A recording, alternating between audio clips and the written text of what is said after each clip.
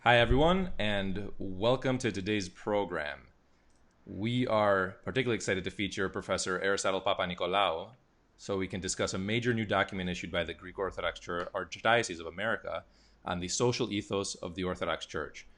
This document conveys a message about orthodoxy that will be widely discussed, not simply within the Orthodox world, but beyond. Telly, can you show us that book again? Hold it a little bit more in the middle. Sure, yeah. There you go.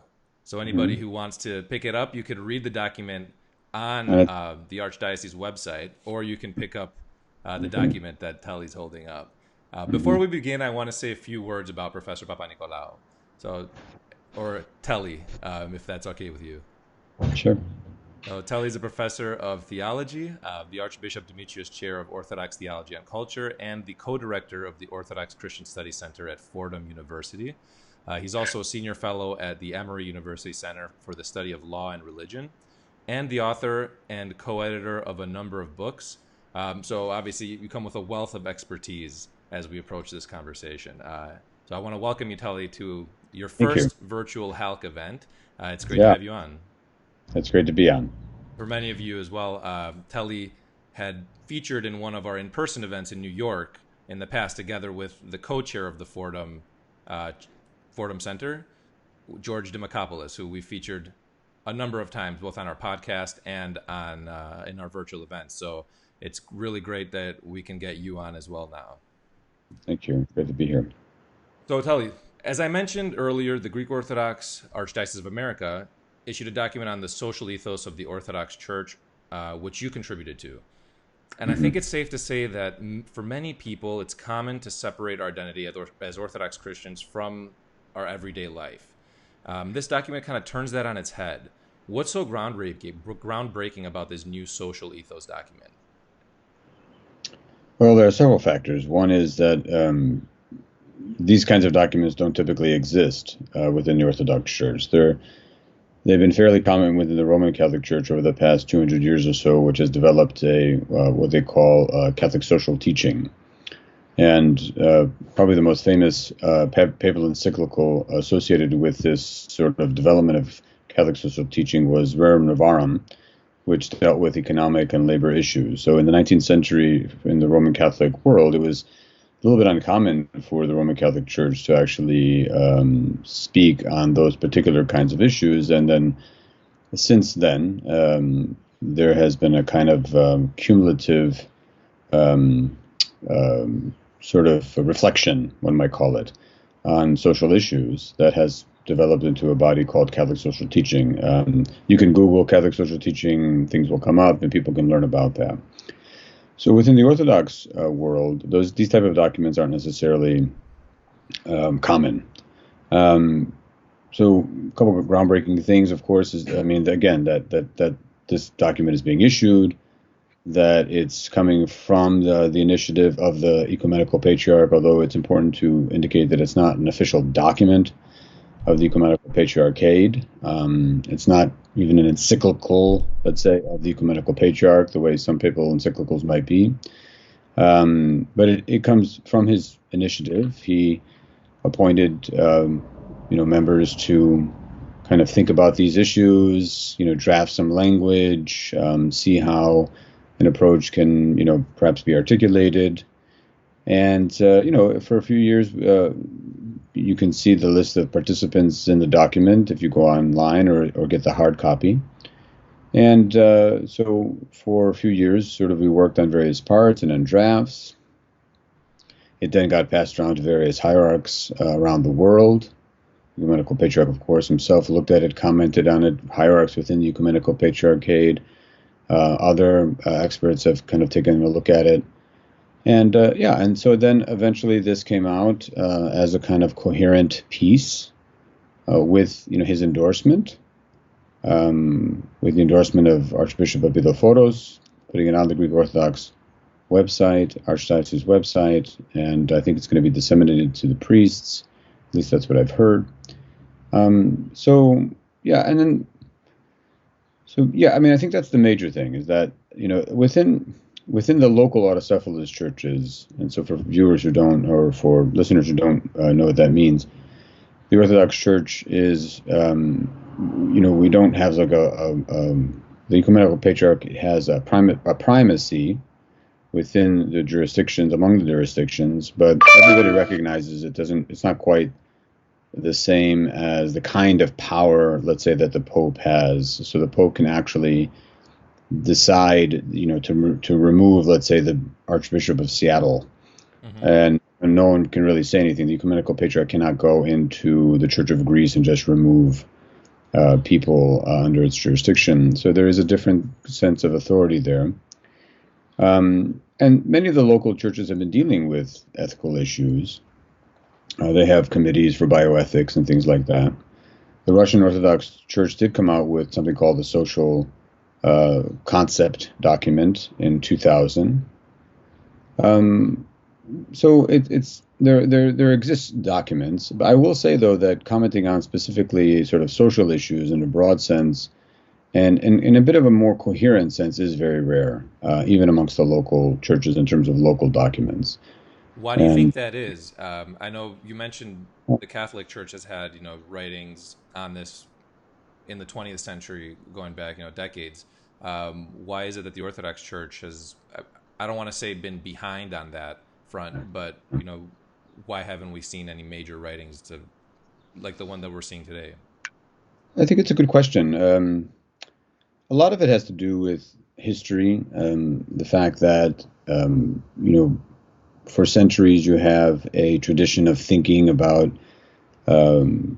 theology and also various kinds of moral issues. It's not the case that there hasn't been thinking on social issues within our church. Of course, the great fathers of the church and mothers of the church spoke against greed. They spoke against the way the poor were treated. They set up hospitals. So there has been social teachings, let's say, that one can see within the fathers of the church.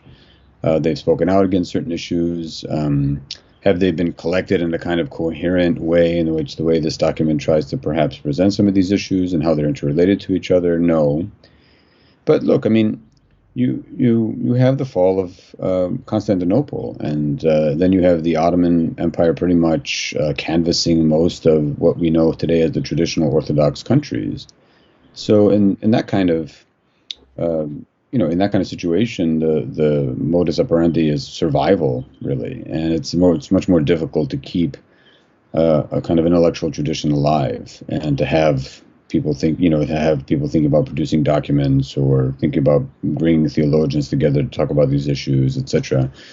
Now, it is the case that in 19th and 20th century Russia, there was a somewhat of a vibrant intellectual tradition that was really thinking about these issues. I don't think in a kind of an official institutional way, but there were many, many theologians, thinkers who were actually really engaged in a lot of these issues related to politics and the economy, and so you do have that, but you don't necessarily have a kind of official document being produced within that period. And then, of course, you have the communist period, and so to some extent, history has prevented the Orthodox Church from really gaining a kind of momentum, let's say, to really think about these issues, gather people together, address them, maybe issue documents. So you have piecemeal things. And, now you have a situation where, that's possible. I mean, you have a lot of Orthodox scholars and theologians that have emerged over the past 20 or 30 years, especially in the UK and the United States, and under the jurisdiction of the Ecumenical Patriarchate. So it seemed kind of a good moment to have them come together and to think about some things and maybe articulate a coherent vision. I think the other difference too is, the other thing to consider also is that you'll see this in many contemporary Orthodox theologians too. I mean, there's a little bit of a hesitancy to detail in rules every aspect of life, for fear that one may think about the Christian life as more of a contract rather than a kind of relationship with God. Now, a contract is a relationship, but a contract has this kind of sense of distance. You're there, I'm here. We have a deal. If I fulfill some aspects of my deal. A party is obliged to do X, Y, and Z, and so on and so forth. And we really want to emphasize within the Orthodox tradition that our relationship with God is really one of love. And love isn't necessarily formulaic or contractual. That really the goal is to discern how it is within our own individual lives to do the kinds of things that we can experience God more in our lives. This thing we call theosis in our tradition, or deification. That's something I'd actually like you to get a little bit more into. So while reading the document, you see this word theosis come about much more. It appears a lot. Can you tell us, what is theosis? What's the concept? And would you say that this is the overarching ethos of the document? Yeah, absolutely. I mean, I think one of the most distinctive parts of it, and it's even absent, I think, in the social concept document that was produced by the Russian Orthodox Church in 2000. This is the central core. This is the central axiom, kind of the unifying thread, the kind of ground from which all the other reflections kind of emerge from, because it is the central core tenet of our Christian faith, of our Orthodox Christian faith, within the fathers of the Church, going back to the New Testament. And the letter of Peter, you can see that he talks about the becoming partakers of the divine nature, and from there, our Church affirms that God became human. And St. Athanasius articulates that. It says God became human so that humans can become God. Now, becoming God makes it sound like become Zeus or something, or now the Avengers like Thor or something like that. But that's not really what's meant. It's not meant to be kind of a superhuman that knows everything, can do anything. And it really means to become loving as God is loving, to love in the world as God loves in the world. And that's difficult. I mean, but that's the social ethos. I mean, that's what ethics is about. Our ethics is really not so much to kind of check off our list that somehow we've completed the contract, but ultimately to do things so that somehow we make ourselves available to God's love and God's presence in our lives. To do things so that we can perhaps be transformed by that presence. And, the markers of that is noticing how perhaps we're less crippled by fear, love, and anger, fear, hatred, and anger, and that we notice ourselves actually becoming, more patient, more kind, more loving in the world. Which doesn't necessarily mean we're pushovers, because we can still fight for justice and be loving. But it just means to try to be more loving in the world. If God is love, then ultimately to become God is to become more loving. And so we tried to kind of take that, which seems to kind of, it can be interpreted as applying only individually, like as the individual Christian, this is my goal. But we're trying to expand that into more of a social vision. If in fact that's the goal of the Christian life, what does that mean for thinking about politics, human rights, economy, our relationship to science, and all those other things? Now that has not been done, and especially right. And that's something that I think we'll be getting to a little bit down the line in this interview about the issues that we see in everyday life when we observe our politics, when we see the discourse that's going on in our political debates, especially this year where it's a presidential election. There's a lot of things in this document that I think apply directly to how Orthodox Christians can approach their civic life. But before we get to that, I know it was made abundantly clear in the beginning of the document, in the summary, that while this document will be highly significant, it will not be without controversy. It's a relatively new document, but have there been any reactions or any controversial statements or any negative reactions that you've been made aware of? Yeah, there was one almost immediately. There was a blog that came on Ancient Faith Radio on heterodoxy and orthodoxy, or maybe I'm confusing the way the title is, but it has those words in it. Almost immediately, within hours, actually, after the document was released, there was a commentary on it, and the author it claims that it was kind of co-written by other people. So the response, I guess one might call it, on this blog was such that it seemed to.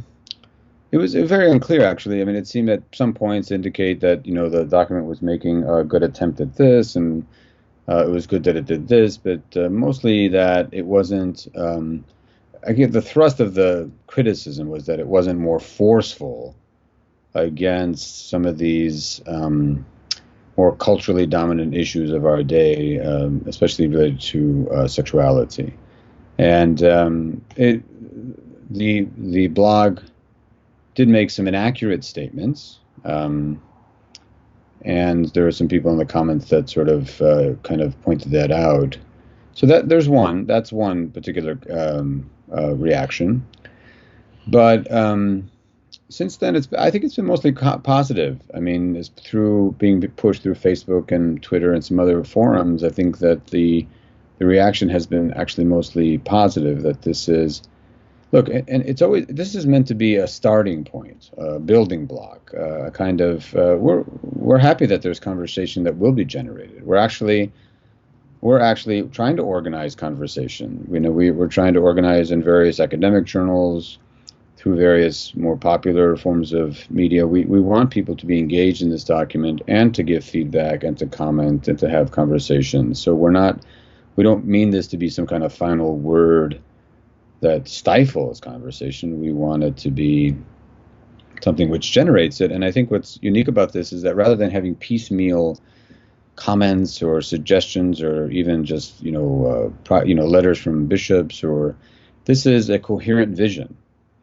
It takes pieces of it takes pieces of various kinds of social issues and tries to see how they're interrelated, and tries, again, from this lens of theosis, to see how, in fact, what perhaps could be an Orthodox approach or attitude, or the basis of an Orthodox approach or attitude to these particular issues. It intentionally doesn't try to fill out with prescriptions.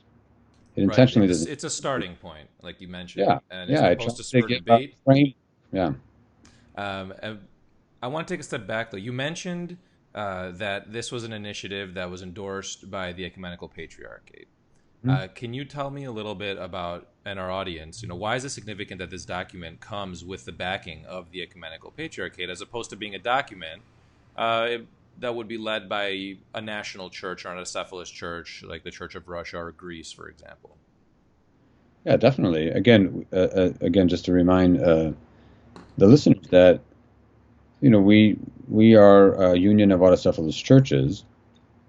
Institutionally, that is, that's the sort of institutional infrastructure.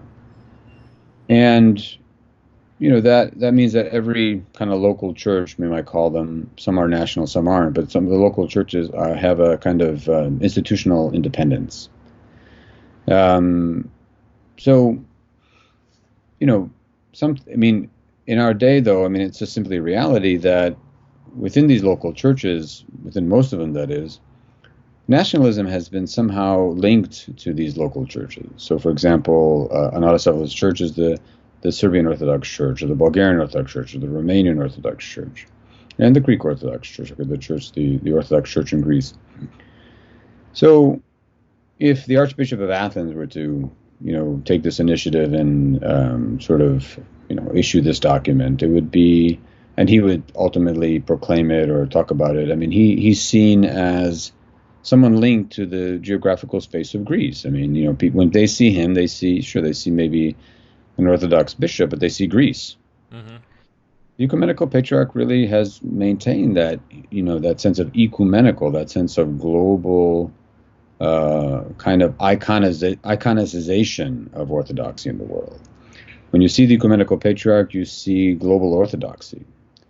And that's why he is a representative at interreligious dialogues and at global political events, or a meeting with the Pope. And so when you see the Russian Orthodox Patriarch Kirill, you see Russia. You see, so in some sense, only a document that is somewhat initiated by him, endorsed by him, can really have the gravitas of a kind of global Orthodox document. It can have a kind of gravitas that both religious actors and non-religious actors, when they want to engage with Orthodoxy in these issues, they have something to cling to now. They have something to go to. They have a basis for discussion when they want to engage us on these issues. They have a coherent vision, and they can rightfully turn to this document because they don't see it simply as a document of a local church. They see it as an ecumenical, patriarchally endorsed document, in that sense having a certain kind of global gravitas to it. So I think because of his position, both historically and to some extent even geographically, he's able to again sort of symbolize globally Orthodoxy in a way that absolutely no other hierarchy can. Even as much as they try to do that, it just simply doesn't work.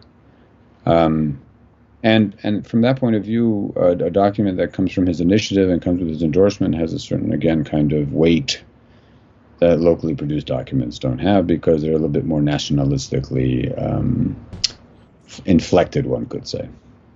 Yeah, you mentioned in your answer the fact that the ecumenical patriarch is the one that will meet, for example, when he meets with the Pope, it's on equal terms, basically. It's on that level, that ecumenical level, versus being a link to a geographic area. And I want to get into the topic of interfaith dialogue, because that's something that the document touches on. And it's something that here in the United States, where we live in a community, in a country where there's many faiths, many different ethnicities, as Greek Orthodox in this country, we're bound to be interacting with all of these people. And here at HALC specifically, we've engaged with a number of groups of different faiths and ethnic backgrounds, and this really adds value to our work and to our mission. Why is it important for not only the Orthodox Church but individuals to engage in this interfaith dialogue? Well, let me begin with I think the attitude of those who don't want to engage, and those who don't want to engage in that kind of dialogue, basically, their approach is, we hold the truth, and there's no point of engagement because those who don't have the truth should just come over to us. So that's one sort of approach, and then sort of related to that is that if we do engage, somehow we admit that we don't have the truth. And I think all those things are kind of false premises, honestly. I think one could be very confident in having the truth, right?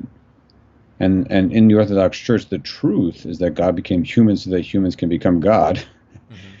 One can be very confident that in and through our Orthodox faith that we in fact can be united fully with the divinity, with God. I mean, we can experience God's presence in our life. I mean, one can have that kind of faith. And at the same time, one can recognize that there are truths that exist within other traditions.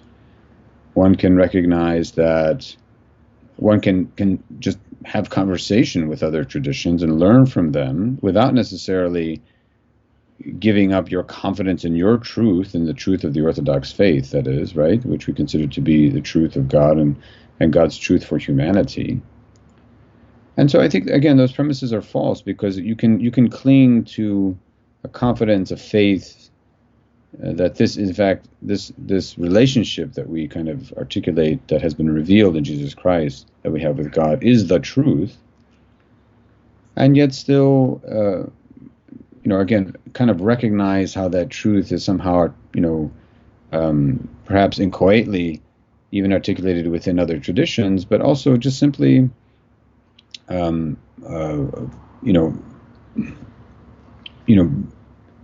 conversation with other traditions, with people of other traditions, again, to learn from them, perhaps to see points of contact. I think one of the biggest points of contact is, to some extent, are on social issues. I mean, we may not share the same idea about God and humanity, not exactly the same idea, even though some elements may be the same.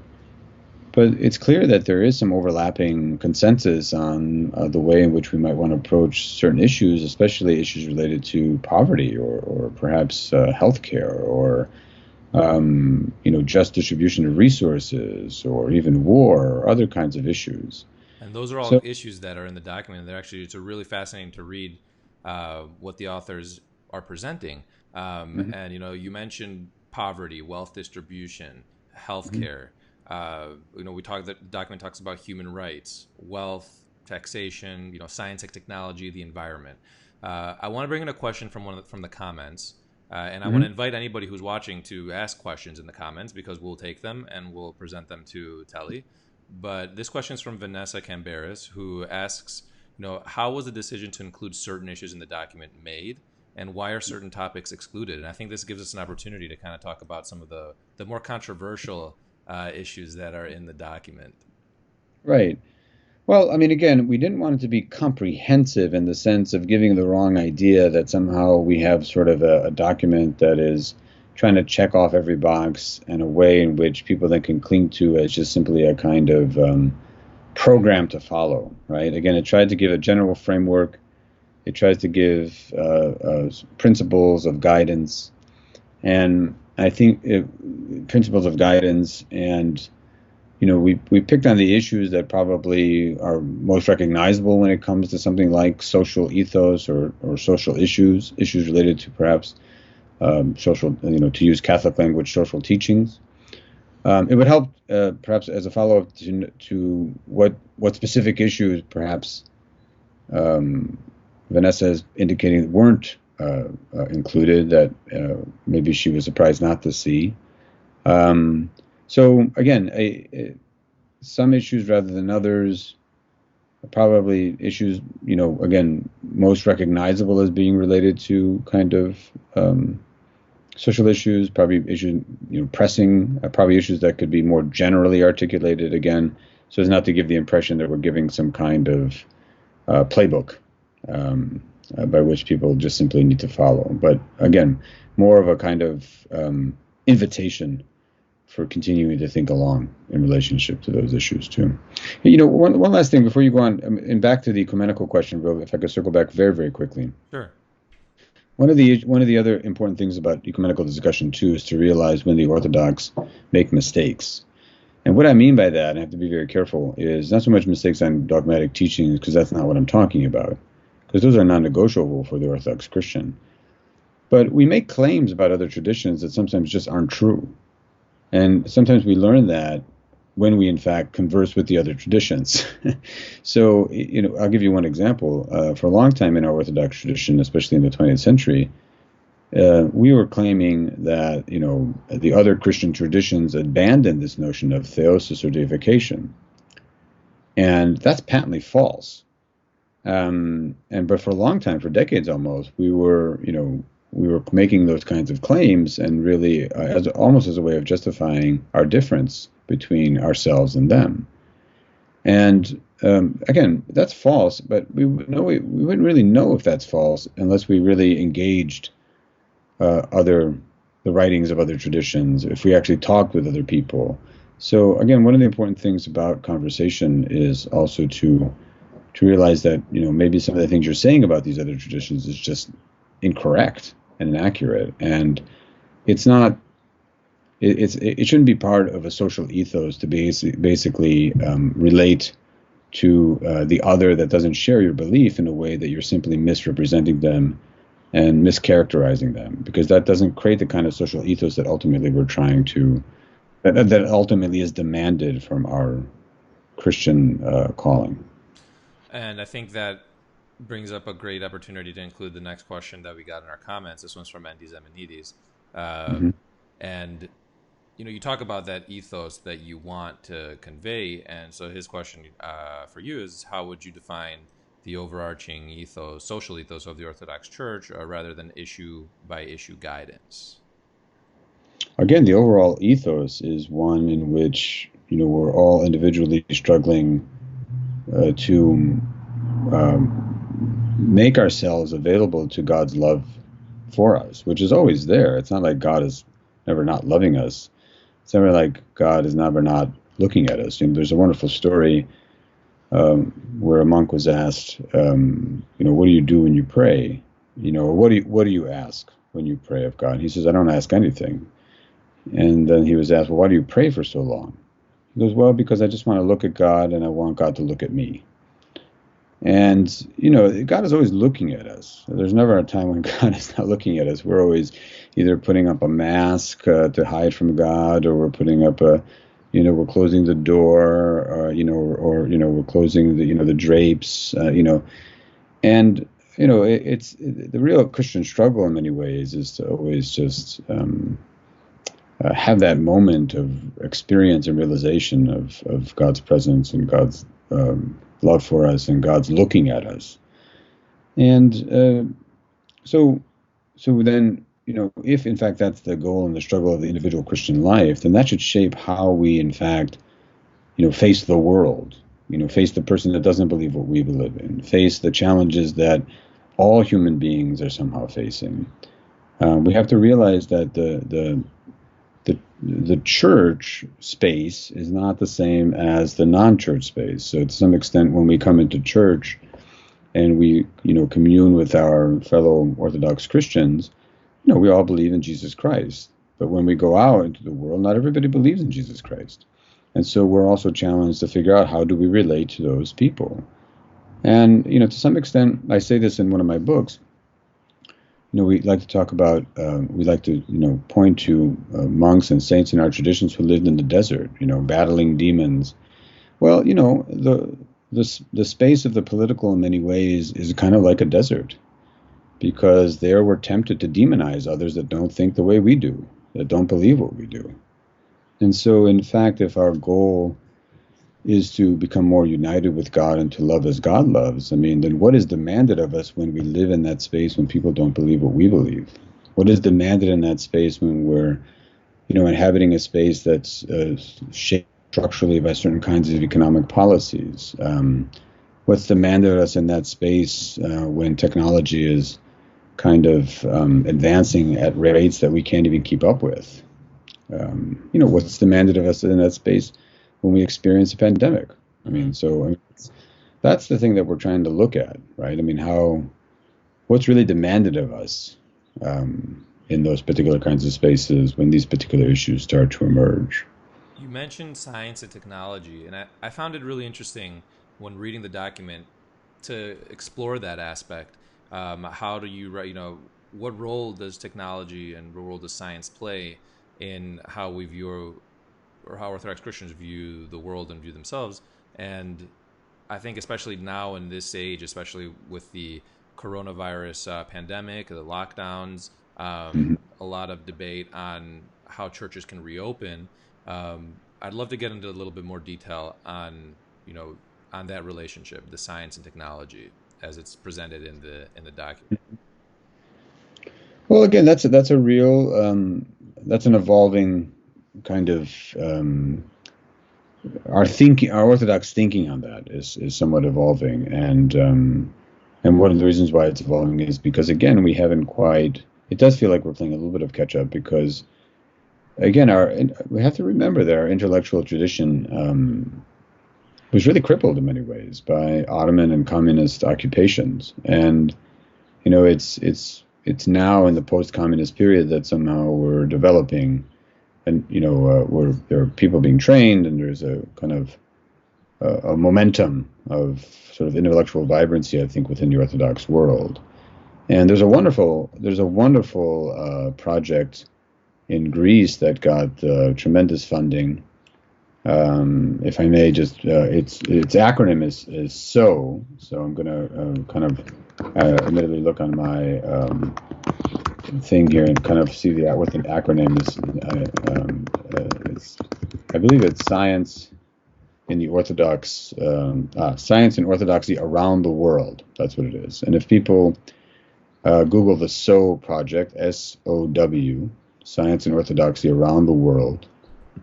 Wonderful project that has interviews, and there was a recently published article, very, very recent, in the last issue in one of the most prestigious journals, actually, in the study of religion, called the Journal of Religion. And it was a woman from this project who traced science and theology attitudes in various journals in Greece over the past few decades. So there's a lot of work being done in this area. And it's kind of evolving. It's new, but there's a lot of momentum. So again, I encourage the listeners to really go to this again, Project So Greece, and you'll find it. And but there are certain issues that are a little bit unclear, and one of them has to do with evolution. But that's probably one of the most significant issues, I think, when it comes to something like theology and science, and how does this sort of impact how we think about the incarnation or biblical texts and so on and so forth. But in general, I mean, honestly, in general, what the document tried to convey is something that has really been embedded within the Orthodox tradition, since the 3rd century, which is that theology has always respected the sciences. Right? It has always worked with the sciences. It has always drawn on the sciences. And so there is not this kind of conflict between theology versus science is, I think, a false one. And it's coming out a little bit now with COVID-19 and the pandemic, and there's a lot of issues around spoons and the Eucharist and so on and so forth. Again, in this particular debate, if I may, and the document obviously doesn't address that specific debate because it was written before all this came out, but it was timed to be released right around this time, because I mean everything was really moving fast. So there was a discussion whether in fact it should be released, but the decision was made for it to be released because this is the kind of issue exactly that in many ways the document provides the kinds of principles for discussion. And no one in this debate, and public orthodoxy at our Orthodox Christian Studies Center has published many articles on this. In fact, some of them are going to be published in a book in Greece. No one is denying that the Eucharist is in fact the body and blood of Christ. No one's denying that in this debate. No one. Everybody is on the same page there. No one is denying. And no one is denying that the body and blood of Christ in and of itself is something that can transmits disease, right? No one is denying any of that. But this is where science is helpful. We're going to publish something probably tomorrow on public orthodoxy by a molecular biologist who is also Orthodox, who basically says that a virus isn't a disease. People are calling it an illness. A virus in and of itself isn't an illness, right? So there's a little bit of confusion of terms. And so I'm just giving you a little bit of taste, and hopefully people will turn to our public orthodoxy piece tomorrow to get more of the details. But again, this is the kind of issue where theology and science has somewhat come to a bit of a head. And the document is trying to lay out, I think, again, in a more broader, general sense, that, there will be specific issues that will be very hard in terms of our discussions. And that's okay. But we're trying to give you broad, general parameters about how, in fact, to think about the kinds of principles that might shape our discussion, right? That might ultimately help us in thinking through these very specific kinds of questions like we're facing now with Eucharist, spoons, and things like that. You mentioned the need for Orthodox to engage in the public sphere, and you talked about the monastics that were in the desert and how our political environment is a similar one. And I'd like to get your thought. I mean, obviously, we talked about a lot of the social issues, and that's the whole purpose of the document, that are addressed in from human rights to wealth to taxation and the environment. But they're obviously at the heart of the political debate that we're seeing in our country this year with the presidential elections in November. What would you say this document tells us about participation in the civic life of countries that Orthodox Christians live in, and how should you use the document as guidance, right? Engaging civically.